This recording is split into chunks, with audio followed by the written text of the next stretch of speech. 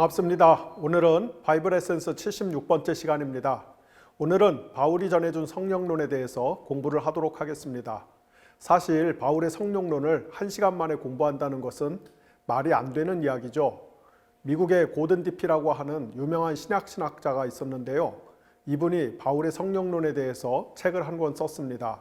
그 책이 샘물결 플러스에서 성령이라고 하는 제목으로 번역되어 나왔었는데요. 각주까지 포함해서 상권은 881쪽, 하권은 887쪽입니다. 신구약 성경 전체의 성령론도 아니고 신약의 성령론도 아니고 고작 바울의 성령론만 다뤘는데도 상하권 합해서 우리말로 1768쪽이나 되는 방대한 분량의 책을 쓴 것입니다. 고든 디피는 그분만의 방식대로 바울의 성령론을 다뤘고, 다른 신학자가 바울의 성령론에 관한 책을 쓴다면은 고든 디피가 다루지 않은 내용을 포함해서 분명히 또 다른 관점에서 책을 쓸 것입니다. 그러니까 바울의 성령론을 제대로 다루려면은 신학대학원에서 한 학기 동안 강도 높은 세미나를 진행해도 시간이 부족할 것입니다. 따라서 우리가 1시간 안에 바울의 성령론을 깊이 다룬다는 것은 어불성설이겠죠. 하지만 바이블 에센스를 진행하면서 바울의 성령론을 생략하고 넘어갈 수는 없으니까 1시간 안에 개략적으로라도 바울이 전해준 성령에 관한 가르침에 대해서 공부를 하도록 하겠습니다.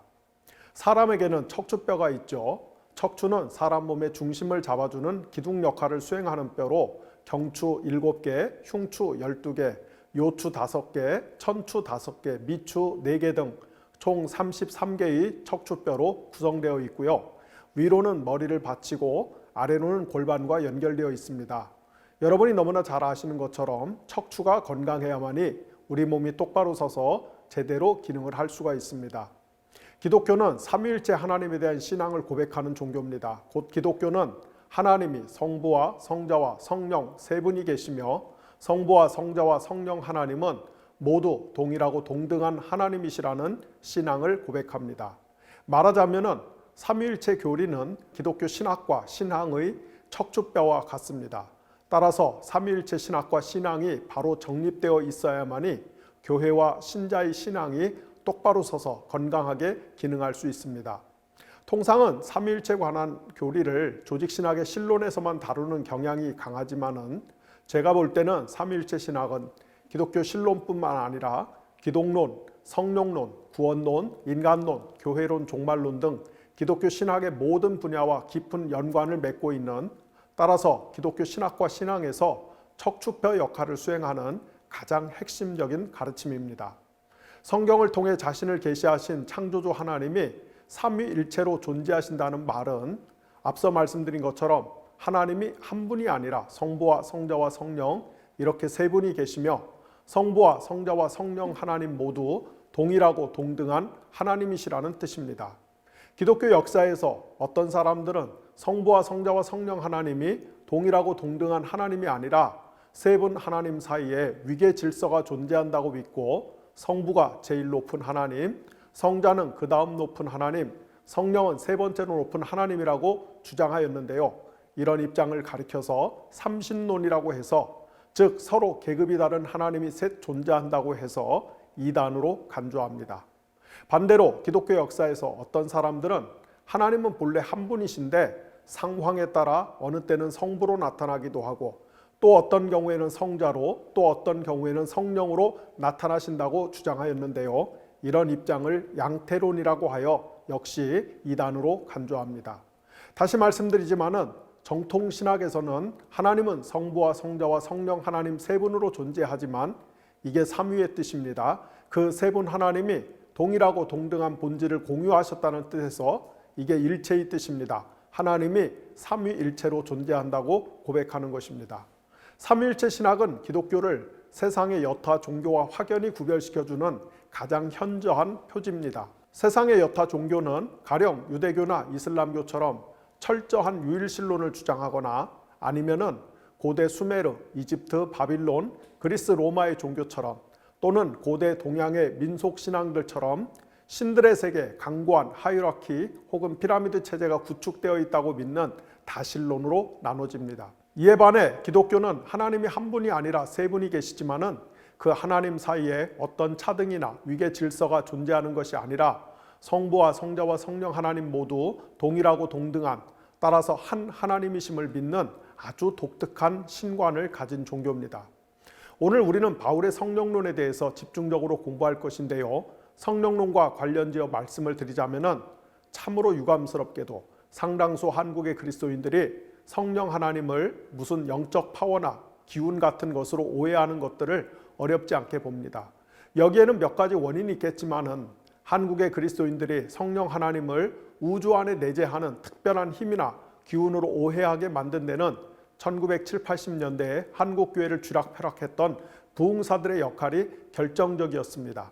당시 어떤 부흥사들은 집회 때마다 일부러 빨간 장갑을 끼고 나와서 성령 받아라, 성령 받아라 외치면서 마치 자신이 성령을 임의로 나눠줄 수 있는 것 마냥 오만방자한 언행을 서슴지 않으면서 성령을 받으면은 뭔가 영적인 파워가 생길 것처럼 설교를 하는 것이 일상다반사였습니다.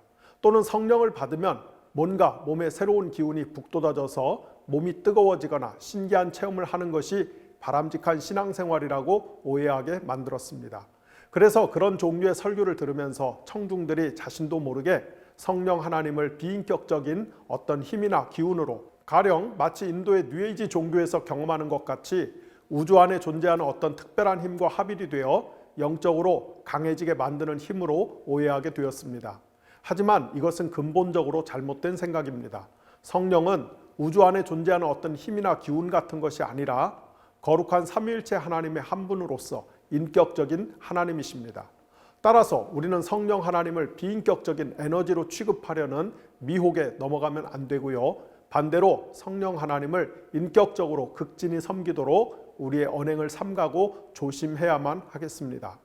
그렇다면 성경은 왜 여타 이 세상 종교들과 달리 하나님을 삼위일체 하나님으로 소개할까요? 더 정확히 말씀을 드리면은 왜 창조주 하나님은 성경을 통해 자신을 삼위일체로 계시하셨을까요? 그 이유를 크게 두 가지로 생각해 볼 수 있겠습니다. 첫째는 창조주 하나님의 본성 혹은 본질 때문입니다. 창조주 하나님의 본성 혹은 본질이 무엇일까요? 바로 사랑입니다. 요한일서 4장 16절에 따르면 하나님은 사랑이십니다. 비유하자면 하나님은 순도 100% 사랑 덩어리 그 자체이신 분입니다. 그런데 사랑은 본시 혼자서 할 수 있는 것이 아니지요.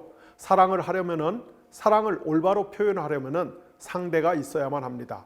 사랑을 주고받는 대상이 없이 나홀로 하는 사랑은 진짜 사랑이 아니라 공허한 관념에 불과합니다. 따라서 하나님은 사랑이시다라는 명제 안에는 하나님이 한 분이 아니라 최소 두 분 이상으로 존재하신다는 뜻이 내포되어 있습니다. 즉 하나님이 단독자가 아니라 너와 나의 관계, 곧 공동체로 존재하는 분이라는 뜻이 담겨 있는 것입니다. 삼위일체 하나님은 신적인 공동체입니다. 따라서 성부와 성자와 성령 하나님은 한 하나님의 본질을 공유하면서 서로가 서로에게 침투하고 서로를 환대하며 그 결과 서로 연합하여 사랑의 춤을 추면서 영원히 서로 사랑하는 분이십니다. 이렇게 성부와 성자와 성령 하나님 사이에 긴밀한 사랑의 관계를 가리켜서 전문 용어로는 내재적인 삼위일체라고 부릅니다. 하나님이 삼위일체로 존재하는 두 번째 이유는 고장나고 병든 이 세상을 치료하고 구원하시기 위해서입니다. 성경의 세계관에 따르면 아담과 하와의 불순종 이후에, 또는 현대 과학신학의 세계관에 따르면 우주가 창조된 이래로 이 세상은 생성과 사멸의 반복 혹은 생로병사의 순환이라는 숙명에 사로잡혀 있습니다. 그것은 이 우주가 처음부터 스스로 존재하는, 곧 자신을 스스로 창조한 존재가 아니라 누군가에 의해 만들어진 피조물이기 때문입니다. 우주는 창조주가 아니라 피조물이기 때문에 태생적으로 불완전할 수밖에 없습니다. 따라서 이 우주 안에는 필연적으로 고난이 존재하며 이 우주 안에 존재하는 모든 것이 결국은 사멸의 길, 즉 죽음을 맞이할 수밖에 없는 것입니다. 그런데 창조주 하나님께서는 결국은 죽어서 해체될 수밖에 없는 이 우주와 그 안의 피조물을 그대로 방치하지 않고 그것들을 치료하고 구원하시는 분이신 것입니다. 그 이유는 하나님이 냉랭하고 무정한 우주적인 에너지가 아니라 사랑으로 꽉 찬 존재이시기 때문입니다. 창조주 하나님은 요한복음 3장 16절에 나오는 것처럼 자기 아들을 십자가에 내어주시면서까지 이 세상 곧 이 우주를 극진히 사랑하신 분이십니다. 곧 사랑의 하나님은 불완전한 우주를 구원하지 않고는 못 견디는 분이십니다. 그런데 창조주 하나님께서 자신이 만든 불완전한 우주를 구원하시려면 두 가지 조건이 충족되어야만 합니다. 하나는 하나님이 불완전한 우주보다 더 크셔야만 합니다. 즉 하나님이 우주 밖에 계셔야만 합니다. 이를 전문용어로 하나님의 초월성이라고 부릅니다. 또 하나는 하나님이 우주 안에 들어오셔서 불완전한 우주 안에서 고난당하는 피조물의 숙명을 공감하고 이해하셔야만 합니다. 그래야만 결국은 사멸의 길을 걸을 수밖에 없는 피조물을 불쌍히 여기고 진정으로 그들 편에서 그들을 위할 수 있기 때문입니다. 이렇게 하나님이 우주 안에 들어오셔서 우주가 겪는 숙명의 일원이 되는 것을 가리켜서 전문용어로 하나님의 내재성이라고 합니다. 즉 하나님이 불완전한 우주를 치료하여서 구원하려면 하나님은 우주 밖에 계시기도 하고 초월성, 동시에 하나님이 우주 안에 계셔야만 하기도 합니다. 내재성. 하나님의 초월성과 내재성이 모두 충족되어야만이 비로소 우주를 구원할 수 있는 필요 충분 조건이 성립되는 것입니다. 바로 이런 이유 때문에 이 세상에 존재하는 수많은 종교들 가운데 오직 기독교만 삼위일체 신관을 고백하는 것입니다. 바꿔 말하면은 창조주 하나님께서 성경을 통해 자신을 삼위일체로 계시하신 이유는 삼위일체로 존재하시는 하나님만이 불완전한 우주를 고쳐서 구원하실 수 있는 참된 하나님이시기 때문입니다. 따라서 구약시대 성부와 성자 하나님이 초월의 세계에 위치하시는 동안에는 성령 하나님이 이 세상에서 은밀히 역사하셨고 마침내 때가 차서 성부 하나님이 성자 하나님을 인간의 신분으로 이 세상에 보내셔서 본격적인 구원 사역을 시작하셨을 때는 성부는 초월 세계에 계시고 성자는 이 세상에서 활동하시며 십자가에서 죽고 부활하신 성자가 초월의 세계로 돌아가 성령 하나님을 이 세상에 파송하신 이후에는 성부와 성자는 초월의 세계, 성령 하나님은 이 세상에서 역사하시는 등 삼위일체 하나님 사이에는 언제나 초월과 내재의 역학관계, 즉 구원의 필요 충분 조건이 항상 충족된다는 것을 알 수가 있습니다. 신약 성경에서 특별히 요한복음에 이런 삼위일체의 구도가 가장 잘 나타납니다. 요한복음에는 처음에는 성부가 성자를 그리고 이어서 성자가 성령을 세상에 파송하는 순서로 내러티브가 전개되며 끝으로 성령이 교회를 세상에 파송하는 것으로 교회의 삼위일체 하나님의 사역이 위임이 됩니다. 그리고 이렇게 성부와 성자와 성령 하나님이 이 세상의 역사 속에서 차례대로 나타나셔서 자신을 계시하시고 각자의 구원 사역을 수행하신 것을 가리켜서 전문용어로 경륜적 삼위일체라고 부릅니다. 성자 하나님은 성부 하나님의 구원의 계획과 의지를 실행하고 성령 하나님은 성부와 성자 하나님의 구원의 계획과 의지를 실행하는 분이십니다. 따라서 성자 하나님은 전적으로 성부 하나님의 뜻에 순종하며 성령 하나님은 성부와 성자 하나님의 뜻에 전적으로 순종합니다. 성령 하나님은 자기 뜻과 의지대로 독단적으로 일하시는 법이 결코 없습니다. 성령 하나님은 전적으로 성부와 성자 하나님의 뜻에 복종하시는 분이십니다. 성령 하나님의 이런 특성을 전문용어로 예언의 영이라고 표현합니다. 통상 예언하면은 미래에 일어날 일을 예측하거나 맞추는 것을 의미하는데요. 우리 기독교 신앙에서 말하는 예언은 그런 뜻이 아닙니다. 성경에서 말하는 예언은 단순히 미래의 일을 점치고 엿본다는 뜻이 아니고 창조주 하나님의 거룩한 성품과 뜻을 깨달아서 알려준다는 뜻입니다. 즉 성부 하나님을 계시하신다는 뜻입니다. 성령 하나님이 하시는 가장 중요한 일은 성부 하나님을 계시하는 것이기 때문에 곧 성부 하나님의 영광스러운 본질과 지혜와 능력과 의지 등을 이 세상에 알리고 이를 구체적으로 이 세상 안에서 실행하는 것이기 때문에 신구약 성경에서 성령 하나님은 사실상 항상 예언의 영으로 소개가 됩니다.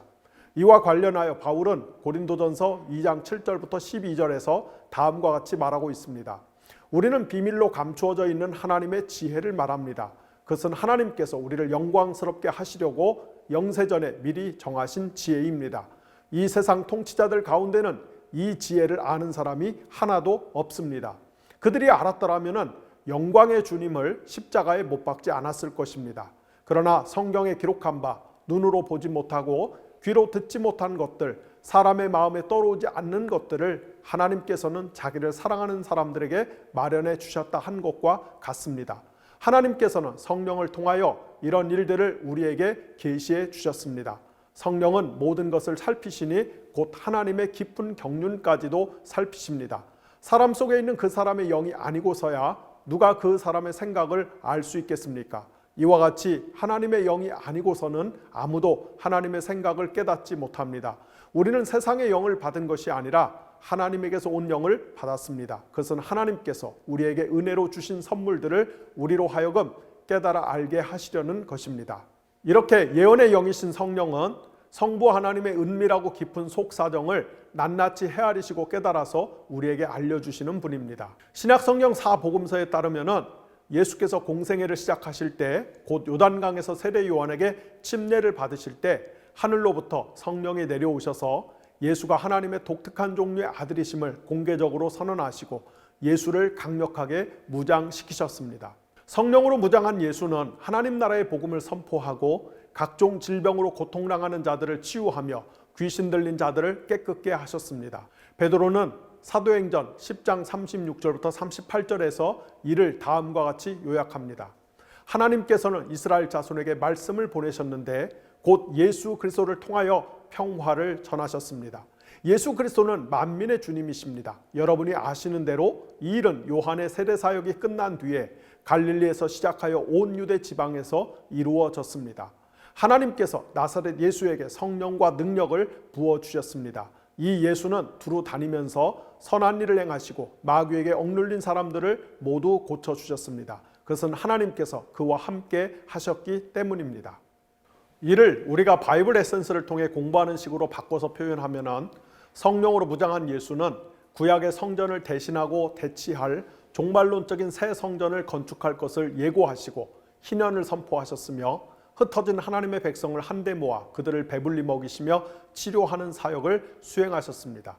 이렇게 성령으로 무장하여 하나님의 통치를 이 땅에서 실행한 예수는 십자가에서 속죄 제사를 드리기 위해 자신을 제물로 바치신 후 부활하여 하늘로 오르셔서 하나님 보좌 우편에 좌정하셨으며 하나님은 자신의 아들 예수에게 온 우주를 통치하는 권세를 위임하셨습니다.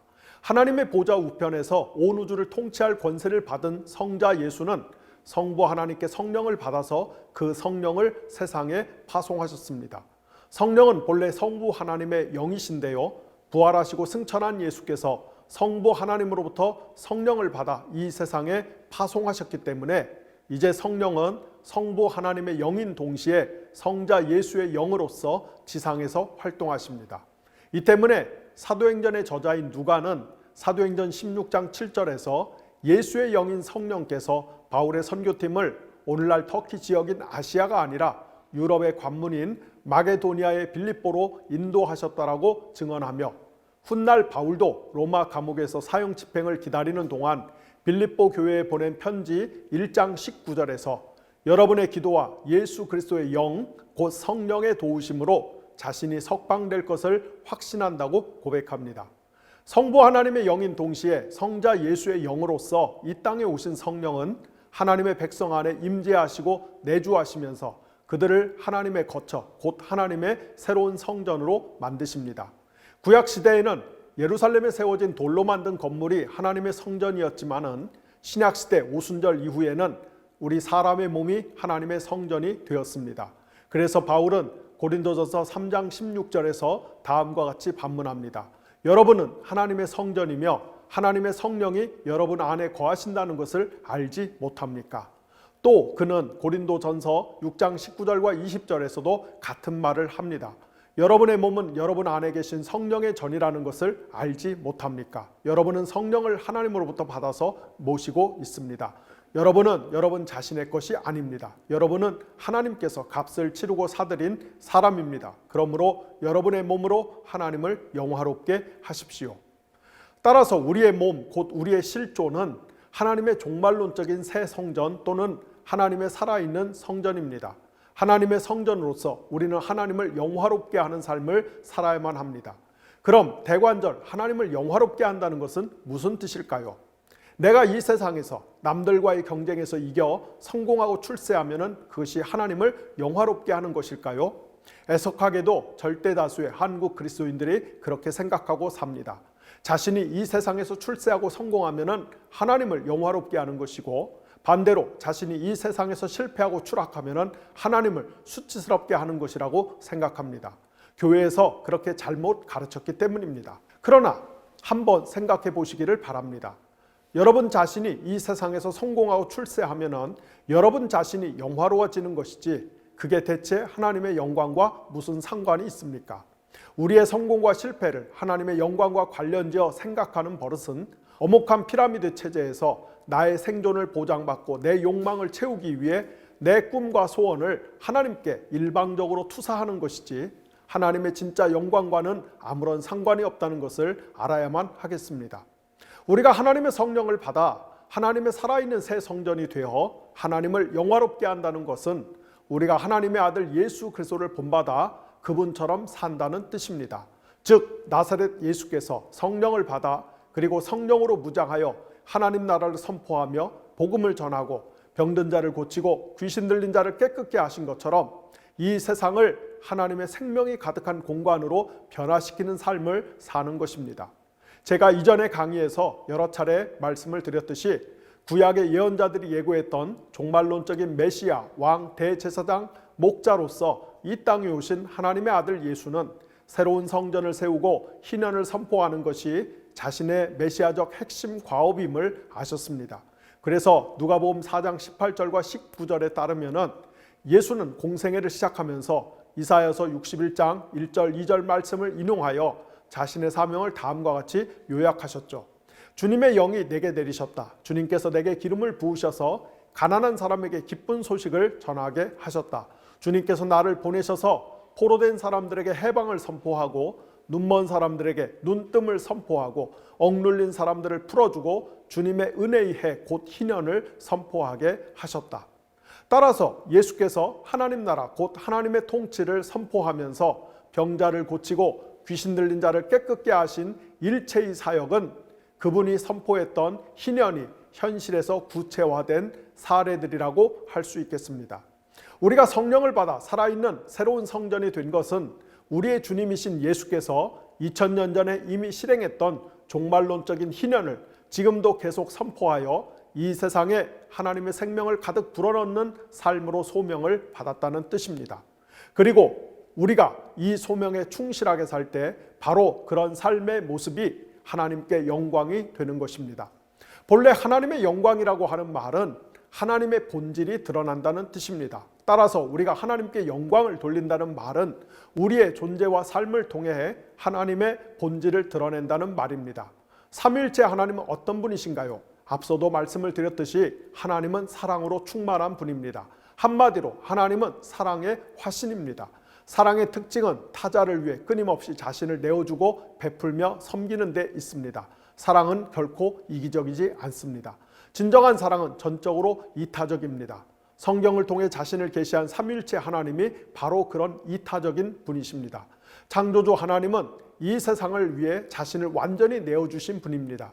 십자가는 하나님의 그런 내어주심의 극치입니다. 성령은 바로 그런 하나님과 예수님을 우리에게 알려주시기 위해 이 땅에 오셨으며 우리로 하여금 그 하나님과 예수님을 믿고 그분을 주님으로 모시고 살면서 우리도 성부와 성자 하나님처럼 타자를 위해 자신을 내어주고 우리의 소유를 기꺼이 나누고 베풀므로써 이 세상에 생명을 가득 채우는 삶을 살도록 초청하시는 분입니다. 지금까지 말씀드린 것을 요약하면 지상에서 공생애 동안 하나님 나라를 선포하면서 가난한 자들을 배불리 먹이고 병자를 고치며 귀신 들린 자를 깨끗게 함으로써 희년을 실행하였으며 궁극적으로는 하나님의 새로운 성전을 건축하시는 것을 목표로 했던 예수께서는 십자가에서 죽고 부활한 후 하늘로 오르셔서 하나님께 성령을 받아 이 땅에 파송하셨습니다. 예수께서 성령을 파송한 이유는 성령을 통해 하나님의 새로운 백성, 곧 종말론적인 새 성전을 건축한 후 그들로 하여금 자신이 지상에서 수행했던 하나님 나라의 희년 사역을 계승 또는 계속 수행하게끔 하기 위함이었습니다. 말하자면 부활하시고 승천하신 주 예수는 하늘의 지휘소에서 이 세상에서 죽음을 걷어내고 생명을 불어넣는 일을 총지휘하고 계시며 성령은 주 예수의 뜻을 받들어 지상에서 새로운 하나님의 백성들 곧 새 성전을 세우시며 그들을 통해 주 예수께서 명하신 생명을 공급하고 확장하는 일을 수행하십니다. 바로 이것이 성경이 말하는 구원인 것입니다. 하나님의 생명의 영이자 구원의 영으로서 성령은 먼저 우리에게 하나님의 아들이자 사랑의 화신인 예수가 우리 삶의 진정한 주님이심을 알려주시고 이를 승인하게끔 권면 설득하십니다. 바울은 고린도전서 12장 3절에서 다음과 같이 말합니다. 그러므로 나는 여러분에게 알려드립니다. 하나님의 영으로 말하는 사람은 아무도 예수는 저주를 받아라라고 말할 수 없고 또 성령을 힘입지 않고는 아무도 예수는 주님이시다라고 말할 수 없습니다. 그러므로 우리가 하나님의 아들 예수를 우리 인생의 참 주님으로 고백하고 이를 통해 하나님과의 올바른 관계가 회복되어 의롭다고 여김을 받아서 구원을 얻게 되는 것은 전적으로 성령 하나님께서 하시는 일입니다. 따라서 바울은 갈라디아서 5장 5절에서 이렇게 말합니다. 그러나 우리는 성령을 힘입어서 믿음으로 의롭다고 하심을 받을 소망을 간절히 기다리고 있습니다. 그렇다면 하나님의 아들 예수가 우리 인생의 주님이시라는 것은 무슨 뜻일까요? 그것은 한마디로 하나님의 아들 예수가 지상에서 공생애 동안 행하셨던 모범대로 그리고 지금은 하늘 보좌 우편에서 성령을 통해 지휘하시는 대로 그분의 존재 방식이 곧 생명의 참 근원이요 원동력이라는 것을 인정하고 우리 역시 거기에 부응하는 삶을 산다는 것입니다. 주지하듯이 우리가 사는 이 세상에는 죽음의 힘이 넘쳐납니다. 특별히 우리 인간 사회에 죽음의 힘과 증상이 횡행하는 이유는 모든 피조물이 더불어 행복하게 잘 살기를 의도한 하나님의 창조의 목적에서 일탈하여 우리 인간이 자기를 주장하며 서로가 서로에 대해 주인 노릇하려고 하는 피라미드 체제를 만들었기 때문입니다. 우리는 그 살벌하고 냉혹한 피라미드 체제 안에서 자기 생존을 담보하고 확보하기 위해 매일 전쟁 같은 삶을 살면서 죽음의 권능을 맛보고 있습니다. 죽음은 생명의 근원이신 하나님과 대척되는 사탄적인 것 그 자체입니다. 그러나 하나님의 아들 예수께서는 바로 이런 사탄적인 세상 한복판에 사람의 몸을 입고 오셔서 자기를 주장하는 대신 오히려 자신을 십자가에 내어주시기까지 타자를 위하시는 삶을 삶으로써 이 세상에 생명을 선물로 주셨습니다. 따라서 우리가 예수를 주님으로 고백한다는 것은 우리 역시 생명의 주님이신 예수님의 모범을 따라 이 세상에서 죽음의 경쟁을 하는 것이 아니라 반대로 생명을 공급하고 확대하기 위한 삶을 살겠다고 서약하고 헌신하는 것을 뜻합니다. 예수의 영이신 성령은 우리에게 이런 깨달음과 믿음과 의지를 부여하시는 분입니다. 성령을 받지 않은 자연인은 자기를 주장하며 자기 욕망을 실현하는 것이 삶의 최대 관심사이자 가치이기 때문에 스스로의 힘만으로는 타자를 위해 전적으로 자신을 내어주는 생명의 근원이신 예수를 자기 주님으로 고백하고 영접하는 것이 불가능합니다. 사람이 자기 본성과 욕망을 거슬러 타자를 위해 자기 생명을 내어줌으로써 이 세상에 생명을 불어넣으신 예수를 자기 주님으로 고백하고 나아가 그분의 모범을 따라 자신도 타자를 위해 생명을 내어주는 삶을 살겠다고 결단할 수 있는 힘은 오직 성령께서만 그런 마음을 그에게 주실 때 가능한 것입니다. 두 번째로 성령 하나님은 우리에게 생명의 주인이신 예수 그리스도를 우리 인생의 주님으로 고백하고 영접하게 하셔서 우리 역시 주 예수의 모범을 따라 이 세상에 생명을 확대하는 일에 헌신하는 삶을 살아야겠다라고 결단하고 서원하게 하실 뿐 아니라 우리가 이 세상에 생명을 불어넣는 일을 실제로 수행할 수 있는 특별한 혹은 특수한 힘과 재능을 주시는 분입니다. 성령께서 주시는 이런 힘과 재능을 통상 은사라고 부릅니다. 신학적인 언어로 표현하면 은사는 하나님이 우리에게 주신 구원의 은혜가 각 사람에게 특수한 형태로 또는 개별화된 형태로 나타난 것이라고 말할 수 있겠습니다. 이게 무슨 말이냐면 성경에서 말하는 은혜는 거의 매번 하나님께서 우리에게 주신 구원의 은혜를 뜻합니다. 즉 하나님께서 우리를 그분의 자녀로 불러주신 것이 바로 은혜입니다. 그런데 제가 앞서 뭐라고 말씀을 드렸죠? 하나님께서 우리를 하나님의 자녀로 구원해 주신 이유는 이 땅에서 예수 믿고 복을 받아 나와 우리 가족만 잘 먹고 잘 살면서 피라미드 체제의 상단에 올라가 결국은 이 세상의 죽음의 힘을 확산하라고 한 것이 아니고요. 예수를 주님으로 고백하고 영접하여 우리도 예수님처럼 이 세상에 생명을 불어넣고 확대하는 삶을 살라고 바로 그런 이유 때문에 우리를 구원해 주신 것입니다. 이것이 하나님이 저와 여러분에게 베푸신 구원의 은혜 안에 담긴 진짜 뜻입니다. 헌데 저와 여러분이 이 세상에서 생명을 증진하고 확장하는 일은 각자가 처한 삶의 형편에 따라 다양한 방식으로 나타납니다. 쉽게 말해서 어떤 이는 정치의 영역에서, 어떤 이는 경제와 경영의 영역에서, 어떤 이는 언론과 교육의 영역에서, 어떤 이는 과학기술의 영역에서, 또 어떤 이는 예술과 종교의 영역에서, 또 어떤 이는 건설과 토목 현장에서 하나님의 생명을 증진하고 확대하는 일에 부름을 받았습니다. 이런 다양한 삶의 현장에서 거기에 딱 맞는 방식으로 생명을 증진할 수 있도록 하나님이 우리에게 주신 능력과 재능이 바로 은사인 것입니다. 따라서 은사는 하나님의 구원의 은혜가 우리의 직업적 소명에 걸맞게 개별화 그리고 특수화된 형태로 나타난 것이라고 말할 수 있습니다. 지금부터는 간략히 바울이 말한 은사에 대해서 살펴보도록 하겠습니다. 바울은 특별히 고린도전서 12장부터 14장에서 그리고 로마서 12장에서 은사의 종류와 기능에 대해서 집중적으로 설명을 합니다. 첫째로 바울은 모든 은사의 주인은 성령이심을 분명히 합니다. 그는 고린도전서 12장 4절에서 이렇게 말합니다. 은사는 여러 가지지만 그것을 주시는 분은 같은 성령이십니다. 즉 은사의 주도권은 항상 성령 하나님께 있습니다.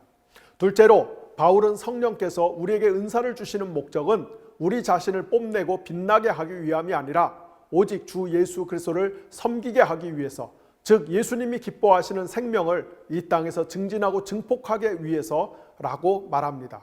이와 관련하여 바울은 고린도전서 12장 5절에서 다음과 같이 말합니다. 섬기는 일은 여러 가지지만 섬김을 받으시는 분은 같은 주님이십니다.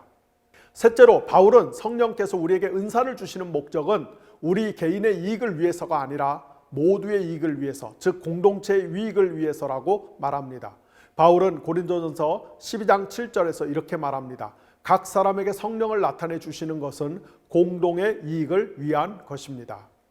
바울은 고린도전서 12장과 로마서 12장에서 은사의 종류에 대해 나열하고 있습니다. 물론 여기 나오는 은사가 성령께서 주시는 은사의 전부는 아닙니다. 다만 바울은 자신이 당장 생각나는 대표적인 은사 몇 가지를 소개하고 있는 것입니다. 가령 고린도전서 12장 8절부터 10절에는 지혜의 말씀, 지식의 말씀, 믿음, 병을 고치는 것, 기적을 행하는 것, 예언, 영을 분별하는 것, 여러 가지 방언을 말하는 것, 방언을 통역하는 것 등이 소개되어 있습니다. 더불어 고린도전서 12장 28절에 따르면 남을 돕는 것과 살림을 관리하고 경영하는 것 등도 성령께서 주시는 은사에 해당이 됩니다.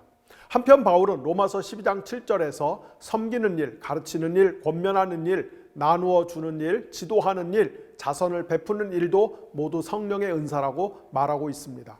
그런데 우리는 은연중에 혹은 노골적으로 예언이나 방언이나 방언을 통역하는 것 등은 소위 영적인 은사로 배치하고 그 밖에 행정이나 경영이나 가르치는 은사 등은 자연적인 은사로 나누는 경향이 강합니다. 하지만 바울은 절대로 그렇게 말하지 않습니다. 바울에게 있어 방언이나 예언이나 행정이나 경영의 은사 모두 한 성령께서 주시는 신령한 은사에 해당이 됩니다. 그래서 바울은 고린도전서 12장부터 14장에서 은사에 대한 긴 가르침을 주기 전에 먼저 12장 1절에서 다음과 같이 말합니다. 형제자매 여러분, 신령한 은사들에 대해 여러분이 모르고 지내기를 나는 바라지 않습니다. 마찬가지로 바울은 로마서 12장 7절에서 여러 은사를 나열하기 전에 먼저 12장 6절에서 이렇게 말합니다. 하나님께서 우리에게 주신 은혜를 따라 우리는 저마다 다른 신령한 선물을 갖고 있습니다. 따라서 하나님께서 우리에게 주신 모든 은사는 그것이 어떤 형태와 종류이든 간에 모두 한 하나님이 주신 신령한 은사인 것입니다. 그렇다면 방언이나 방언을 통역하는 것 그리고 예언의 은사는 대체 무슨 기능을 하는 것일까요? 사실 이런 은사에 대해서 깊은 토론을 하려면 꽤 긴 시간이 필요하지만 이 시간에 그것을 모두 논의할 수는 없는 노릇이고요. 아주 간략히 말씀을 드리겠습니다. 제가 제 경험에 비춰서 생각할 때 방언은 하나님이 우리에게 개인적으로 부어주시려고 하는 풍성한 삶에 대한 뜻과 의지를 알려주시는 은사입니다. 창조주 하나님은 그리고 우리의 구원의 주님이시자 아버지이신 하나님은 자녀인 우리 한 사람 한 사람을 위해서 너무나 풍성한 생명의 은혜를 부어주실 계획을 갖고 계십니다. 구약성경 예레미야 29장 11절의 말씀에 나오는 표현을 빌려서 말한다면 하나님께서 저와 여러분을 향해 갖고 계신 뜻은 재앙이 아니라 평안 또는 번영입니다. 즉 하나님은 우리의 삶에 생명의 현상이 가득해지기를 기뻐하십니다.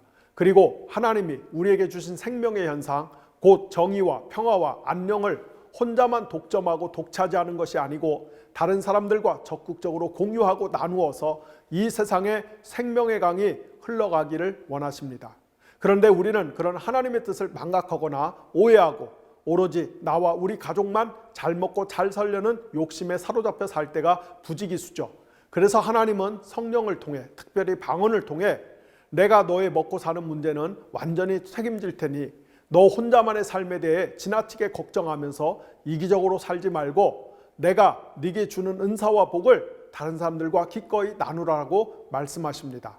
하나님은 방언을 통해 우리 삶의 아주 세세한 부분까지 구체적으로 짚어가며 우리 인생의 안전을 하나님이 책임지겠다고 약속하십니다.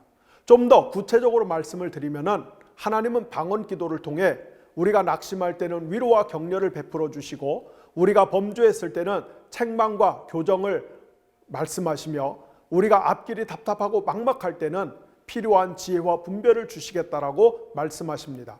그리고 우리에게 창조주 하나님의 손을 잡고 그분이 원하시는 생명이 번성하는 세상으로 나아가자고 초청하십니다. 방언은 그런 하나님의 마음과 의지를 알려주는 복된 통로입니다.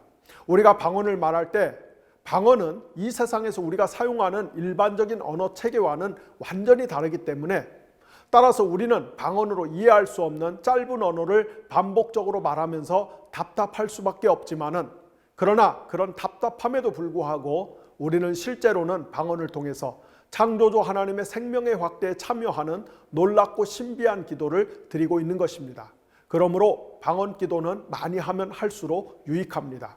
동시에 바울은 이런 답답함의 실체가 무엇인지를 잘 알고 있기 때문에 방언 통역 은사의 중요성을 강조합니다. 우리가 방언 통역의 은사를 통해서 방언 기도의 의미와 뜻을 깨닫게 되면은 우리는 하나님께서 우리 각 사람을 향해 갖고 계신 생명과 번영의 계획이 얼마나 충만한지를 깨닫게 되고 따라서 감사할 수밖에 없습니다.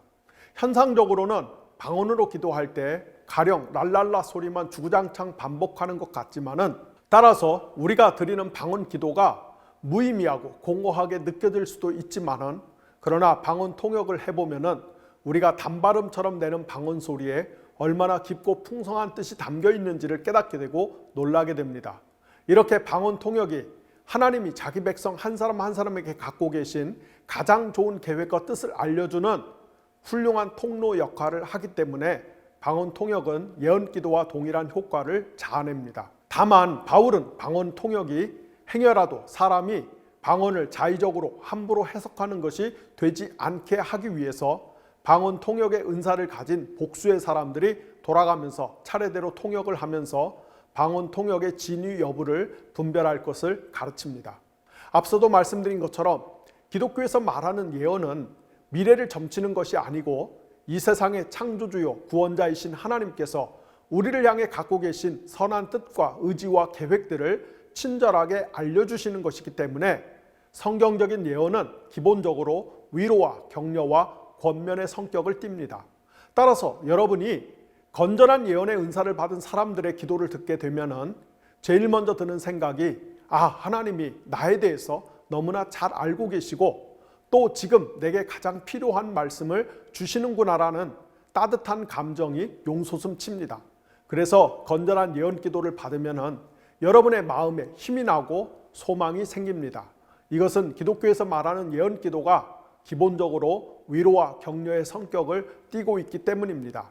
물론 그 위로와 격려 안에 종종 미래에 대한 지식이 포함될 수도 있습니다. 실제로 우리가 구약 성경 예언서를 읽어봐도 예언자들이 미래에 대한 지식을 말하는 본문보다는 당시 이스라엘 백성이 처한 고통스러운 현실을 진단하고 위로하며 격려하는 소망의 말씀이 더 많은 것을 볼 수가 있습니다. 방언이 기도하는 사람과 하나님 사이에 이루어지는 개인적인 은밀한 대화라면은 예언은 하나님의 말씀을 통해 사람에게 전하는 위로와 격려가 주를 이루고 있기 때문에 바울은 교회 안에서 예언의 은사가 더욱 활성화되어서 공동체 전체가 유익을 얻기를 희망합니다. 바울은 고린도전서 14장 1절에서 이렇게 말합니다. 신령한 은사를 열심히 구하십시오. 특히 예언하기를 열망하십시오. 바울은 고린도전서 14장을 마무리 지으면서 또 이렇게 말합니다. 그러므로 나의 형제 자매 여러분, 예언하기를 열심히 구하십시오. 그리고 방언으로 말하는 것을 막지 마십시오. 특별히 바울은 모든 성령의 은사 가운데 사랑이 가장 위대하고 중요한 것임을 역설합니다. 기실 고린도 교회는 방언과 방언 통역, 예언의 은사 등이 활발하게 나타났던 교회입니다. 오늘날 어떤 이들이 쓰는 표현을 빌려서 말하면은 고린도 교회는 은사가 폭발했던 교회입니다. 하지만 바울은 이런 고린도 교회를 칭찬하기는커녕 오히려 책망하고 평가절하합니다. 바울은 은사가 충만했던 고린도 교회를 향해서 어린아이 같은 교회, 즉 미성숙한 교회라고 야단을 칩니다. 왜 그럴까요? 고린도 교회는 성령께 받은 은사를 갖고 서로 자기 자랑하기에 바쁜, 즉 은사를 앞세워서 자기 우상과 경쟁이 치열했던 세속적인 교회였기 때문입니다. 그래서 바울은 은사에 대해서 길게 논하는 고린도전서 12장부터 14장의 중간인 13장에서 일부러 사랑의 찬가를 읊조리며 고린도 교회가 제 아무리 방언이나 예언 같은 소위 천사의 말처럼 보이는 언어로서 자기 자랑을 할지라도 사랑이 없으면 아무 소용이 없다는 것을 강조합니다. 다시 말씀을 드리지만은 성령께서 우리에게 주시는 모든 은사는 우리로 하여금 다른 사람을 섬기고 그들을 유익하게 함으로써 이 세상에 하나님의 생명의 강이 흘러가게 하기 위함입니다. 따라서 하나님이 우리에게 주신 은사는 철저히 이타적으로 사용을 해야 합니다. 예언이나 병 고침뿐만 아니라 정치, 경영, 행정, 교육, 예술 등의 은사도 마찬가지입니다. 이런 은사를 공동체의 유익을 위해, 특별히 사회적 약자를 위해 올바로 사용할 때 이 세상의 생명의 현상이 번성하고 팽창합니다. 반대로 정치나 경영의 권리와 은사를 자기 혼자만의 혹은 자기와 이해관계가 같은 편만을 위해서 편파적으로 사용하면 이 세상에 죽음의 현상이 범람하는 것입니다. 애석하게도 지금 우리 대한민국의 상황이 딱 그 짝입니다. 더욱 끔찍한 것은 이 세상에 하나님의 생명의 젖줄기가 흘러가게 해야 할 책임이 있는 한국교회가 이 땅을 죽음의 늪으로 만드는 정치 세력의 후견인 노릇을 하면서 그들의 홍위병 역할을 자임하는 것입니다. 이는 정말 끔찍한 노릇입니다. 이것은 한국교회가 성경을 잘못 알아서 벌어지는 비극입니다. 목사들이 성경을 잘 모르니까 자기 공동체로 하여금 죽음의 문화를 학대하는 일에 복묵해 하면서도 문제의 심각성을 잘 모르고 있습니다.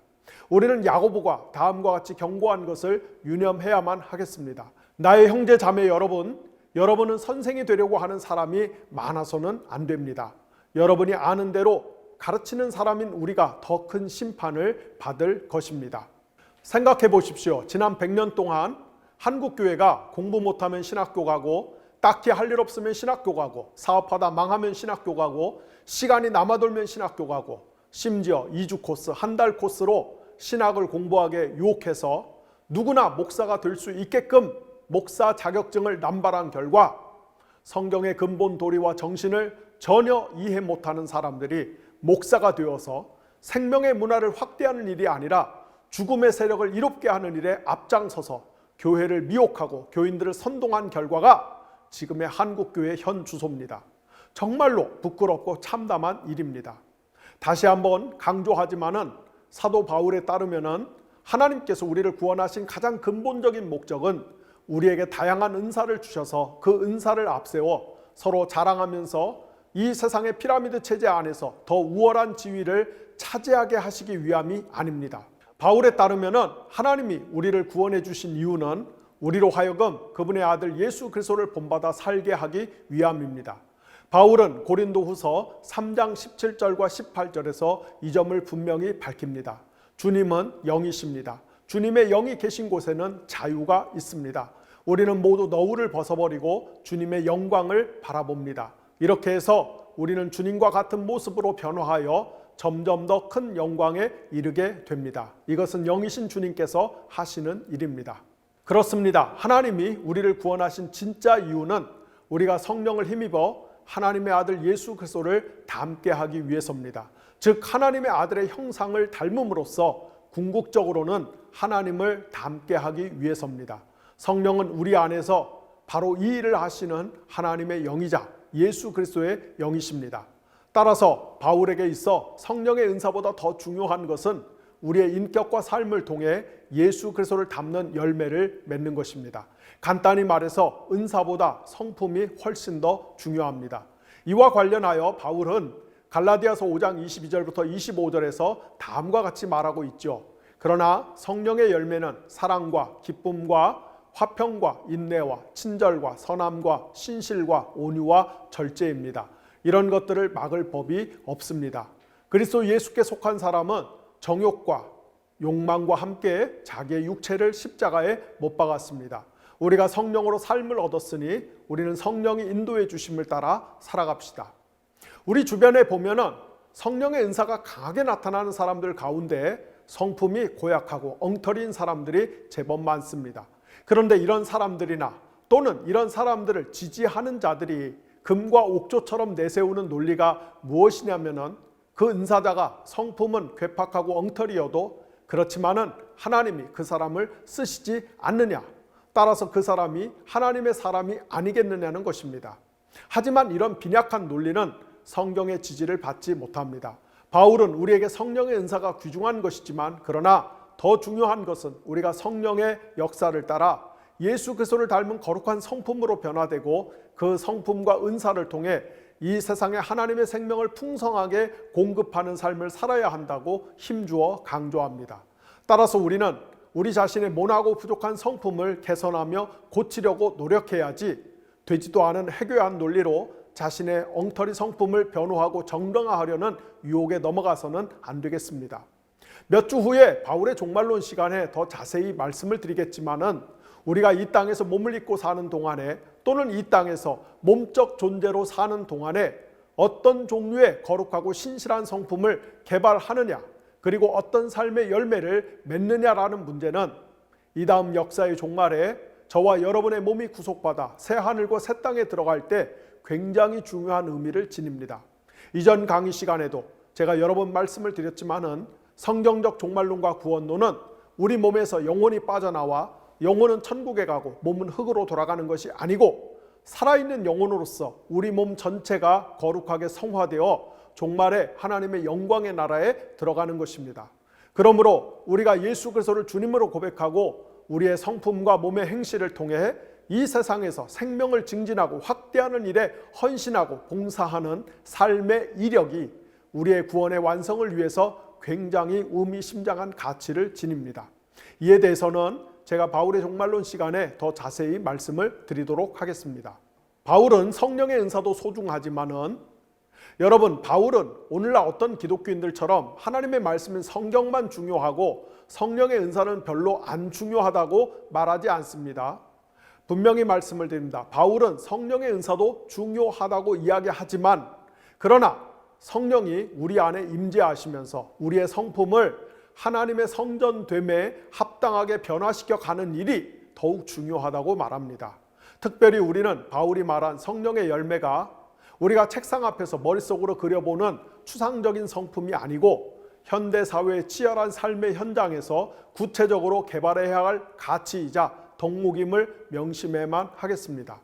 제가 생각할 때 현대의 전쟁터 같은 삶의 현장에서 우리가 성령의 임재 안에 머물면서 성령의 가치를 우리의 삶에서 구현하기 위해서는 무엇보다 내면의 평화를 지향하고 유지하는 일이 매우 중요합니다. 우리가 성령께서 주시는 힘과 능력을 따라 우리 내면의 평화를 유지하고 사수하지 않고서는 우리는 자신의 성품 속에서 성령의 열매를 맺기가 쉽지 않기 때문입니다.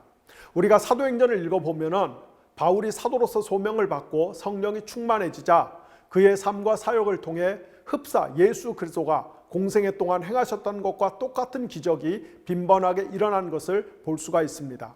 하나님의 손, 곧 성령이 바울과 함께하자 바울이 기도하면은 죽은 사람이 살아나고 각종 병자가 고침을 받고 귀신이 도망가는 일이 일상다반사처럼 펼쳐졌습니다. 그런데 재밌는 것은 바울의 사도적 삶의 후반부로 가면은 그런 기적적인 일이 현저히 줄어든다는 것입니다.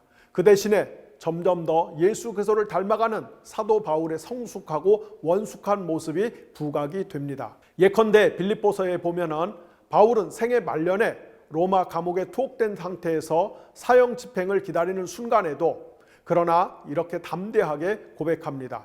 나는 기쁩니다.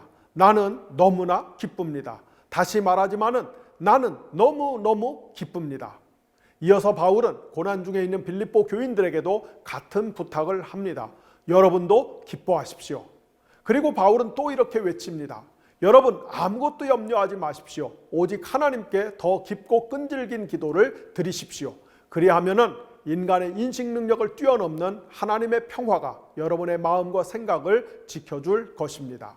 사도행전 16장에 보면은 바울이 제2차 선교 여행 도중 빌립보 도시에 처음 도착해서 복음을 전하다가 감옥에 수감되었을 때 그가 밤에 하나님께 찬양하고 기도하자 하나님이 기적적인 방법으로 감옥을 깨트리고 바울을 구출해 주셨습니다.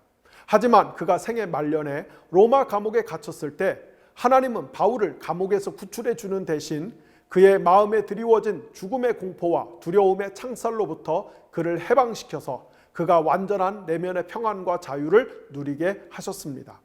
우리에게도 이런 은혜가 필요합니다. 그래야만이 우리가 이 살벌한 전쟁터 같은 삶의 현장에서 나와 우리 가족만을 위해 이기적이고 탐욕스럽게 살면서 죽음의 도구가 되지 않고 오히려 하나님이 주시는 내면의 평화와 담대함을 힘입어 이 땅에 하나님의 생명의 물줄기가 흘러가게 하는 축복의 통로가 되어 살 수가 있습니다.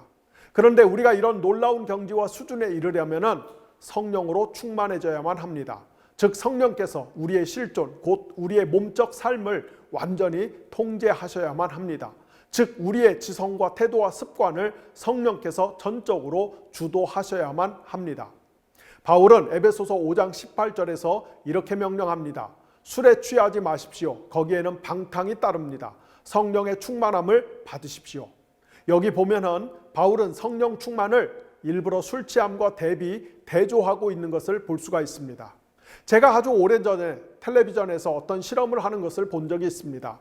그 실험의 내용은 술이 인체에 미치는 영향을 알아보기 위해 꽃게에게 소주를 먹인 다음 어떤 반응을 보이는지를 확인하는 것이었습니다. 놀랍게도 꽃게에게 소주를 먹이자 꽃게가 똑바로 걷는 것이었습니다. 꽃게는 원래 옆으로 걸어야 정상인데요. 술에 취하자 꽃게가 앞으로 똑바로 걸었습니다. 꽃게가 술에 취하자 술이 꽃게의 본성을 마비시켜 비정상적인 행동을 하게 만든 것입니다. 이렇게 술의 위력이 대단합니다. 마찬가지로 우리가 성령이 충만해져서 쉽게 말해 성령에 취하면은 무슨 일이 벌어질까요? 아담과 하와의 후손인 우리는 자연적인 상태에서는 이 세상의 피라미드 체제에서 한 칸이라도 더 올라가기 위해 끊임없이 우리 자신을 주장하며 증명하려고 발버둥을 치면서 만인이 만인에 대해 투장하는 세상의 부품처럼 살 수밖에 없습니다. 하지만 성령이 오셔서 우리 안에 거주하시면서 우리를 하나님의 새로운 성전으로 만드시고 예수 그리스도가 우리의 주님이심을 고백하게 하시면은 그때부터 우리는 더 이상 이기적이고 탐욕스럽게 살려는 대신에 우리의 은사와 지혜로 타자를 섬기면서 이 세상의 생명의 물줄기가 흐르게 하는데 동참하려고 노력하게 됩니다. 그리고 우리가 성령으로 충만해질수록 이 세상의 생명의 젖줄기를 흐르게 하려는 우리의 열망과 의지도 더욱 강해집니다. 쉽게 말해 성령은 우리의 자연적인 본성을 바꿔서 하나님의 아들 예수에게 일치하게 하는 신적인 성품과 삶의 태도를 갖게 만드십니다. 바로 이런 삶이 성령이 충만한 삶인 것입니다. 특별히 바울은 에베소서 5장 15절부터 20절에서 성령 충만한 삶의 세 가지 특징을 소개하고 있습니다. 첫째, 성령 충만한 사람은 세월을 아낍니다. 즉 자기 인생을 낭비하지 않고 최대한 선용하면서 거룩한 열매를 맺기 위해 분투 노력하는 삶을 삽니다. 따라서 성령 충만한 사람은 결코 늦잠을 자거나 게으름을 피우지 않습니다.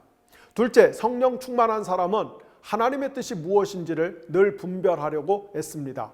성령은 우리가 진리와 의로움을 올바로 분별하도록 격려하고 촉구하십니다. 따라서 성령 충만한 사람은 가짜뉴스나 유언비어에 휘둘리지 않습니다. 성령 충만한 목사는 설교 시간에 가짜뉴스로 교인들을 선동하거나 미혹하지 않습니다. 성령 충만한 교회는 가짜뉴스의 온상이 되어서 세상을 부패하게 만들지 않습니다. 셋째, 성령 충만한 사람은 늘 기도와 찬송을 드리면서 하나님께 감사하려고 노력합니다. 그러나 술을 좋아하고 술에 쩔어 살며 술의 지배를 받는 사람들의 특징은 이와는 정반대입니다.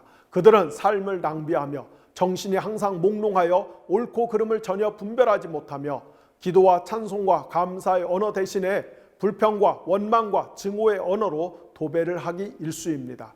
이를 요약하면 성령 충만한 사람은 하나님께서 자신에게 주신 생명을 극대화하기 위해 노력하는 사람입니다. 반면에 술 취한 사람은 하나님이 자신에게 주신 생명을 스스로 갉아먹으며 탕진하는 사람입니다.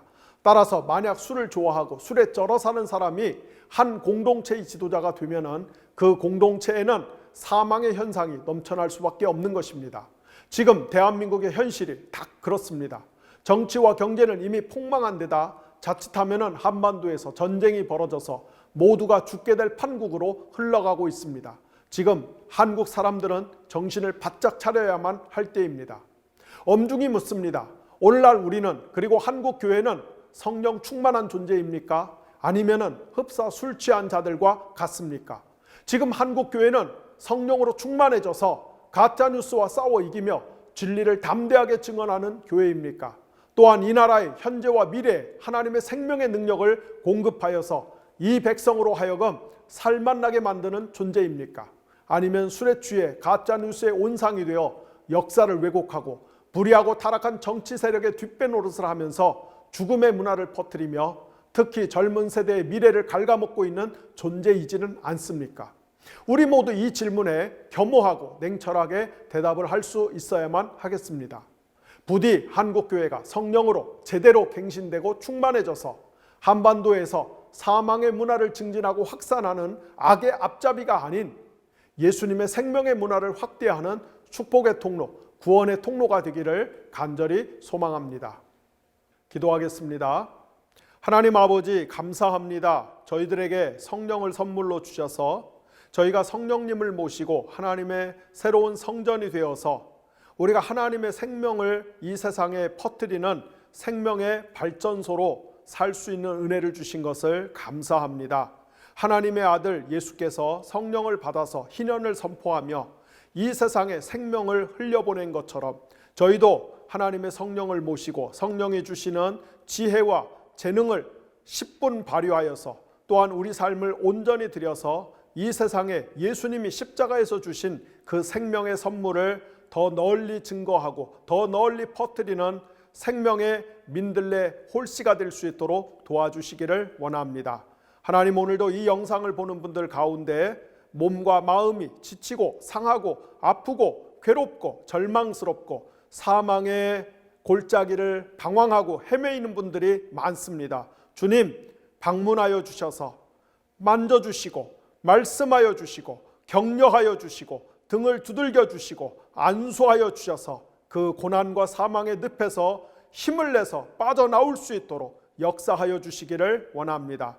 주님, 우리 대한민국을 불쌍히 여겨 주시기를 원합니다. 경제가 너무 어렵습니다. 사회 모든 곳곳이 휘청이고 있습니다. 사람들의 마음이, 민심이 흉흉합니다. 더욱이 최근에는 한반도 정세가 급격하게 돌아가면서 자칫하면은 중국과 대만 사이에 한반도에 전쟁의 포화가 울려 퍼지는 것이 아닌가 하는 그런 염려를 자아내기에 충분한 징후들이 곳곳에서 보이고 있습니다. 오 주님, 우리를 평화의 일꾼으로 보내셨사오니, 우리를 평화의 일꾼으로 세우셨사오니 한국교회가 깨어서 이 땅에서 전쟁이 일어나지 않도록, 우리의 젊은이들이 전쟁의 희생자가 되지 않도록, 우리의 모든 삶의 터전이 잿더미로 변하지 않도록, 우리가 이성을 잃고 짐승과 같은 수준으로 전락하지 않도록 하나님이 우리가 평화를 위해서 일할 수 있는 마음을 주시고 소망을 주시고 사명감을 주시고 기도할 수 있도록 도와주시고, 실제로 하나님, 우리 한반도의 모든 안보와 정치가 변화되어서 평화의 길로 나아갈 수 있도록 은혜를 더하여 주시기를 원합니다. 한국교회를 불쌍히 여겨주시기를 원합니다. 사람들에게 놀림감이 되고 조롱감이 되고 사람들에게 혐오의 대상이 되는 그런 교회가 아니라 사람들이 사랑하고 축복하고 고마워하고 그리고 교회 문을 향해서 많은 사람들이 하나님의 생명에 동참하기 위해서 몰려오는 그런 교회로 변화될 수 있도록 하나님의 영이 한국교회를 근본에서부터 변화시켜 주시고 근본에서부터 개혁시켜 주시고 새롭게 만들어 주시는 그런 은혜가 있을 수 있도록 도와주시옵소서. 감사드리며 예수님의 이름으로 기도를 드렸습니다. 아멘.